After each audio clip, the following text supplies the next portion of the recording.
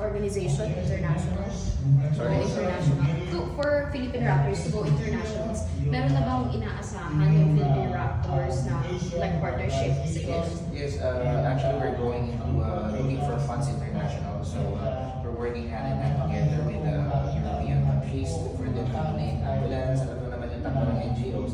So that's the reason why our national president, Kuya Joy, is working together with us to propose for the fleet of ambulance fire trucks and all the necessary equipments na kailangan natin for saving lives. So you're also actively cooperating with the local government units. Yes, And then this ambulance, they're going sa kanila ibibigay. Actually, the data that we are using is the local government and the national government is assisting us with the data that we are using when it comes to the pangangailangan ng bayan natin. So I